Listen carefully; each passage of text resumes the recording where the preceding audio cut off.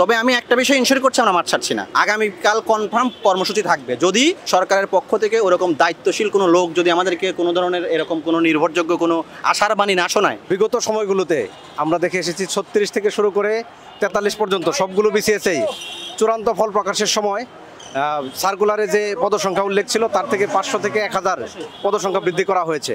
কিন্তু আমাদের 44তম বিসিএস 2021 সালে বিজ্ঞাপন হয়েছিল, প্রায় 4 বছর পার হয়ে গেছে, এখনও চূড়ান্ত ফল আমরা পাইনি। এবং আমরা বিভিন্ন দপ্তরে দৌড়াদৌড়ি করে যে পদসংখ্যা অধিযাচন করেছিলাম সেগুলো প্রধান উপদেষ্টার কার্যালয়ের বরাত দিয়ে বলতেছে যে এই পদগুলো দেওয়া হবে না।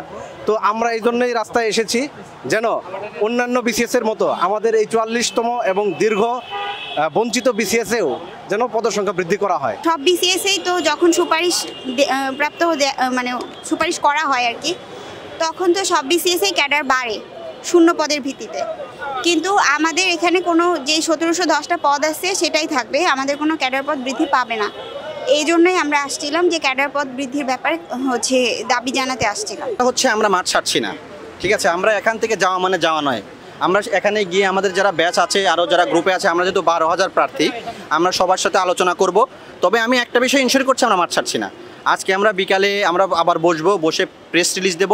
আগামীকাল কনফার্ম কর্মসূচি থাকবে। যদি সরকারের পক্ষ থেকে ওরকম দায়িত্বশীল কোনো লোক যদি আমাদেরকে কোনো ধরনের এরকম কোনো নির্ভরযোগ্য কোনো আশার বাণী না শোনায়, তাহলে কালকে আমাদের বড় পরিসরে প্রোগ্রাম হবে। এবং সেই প্রোগ্রামে আমি এই বর্তমান পুলিশ প্রশাসনকেও এবং সবাইকে জানাতে চাই, সেই প্রোগ্রামে পুলিশ আমাদেরকে ঠেকাতে পারবে না।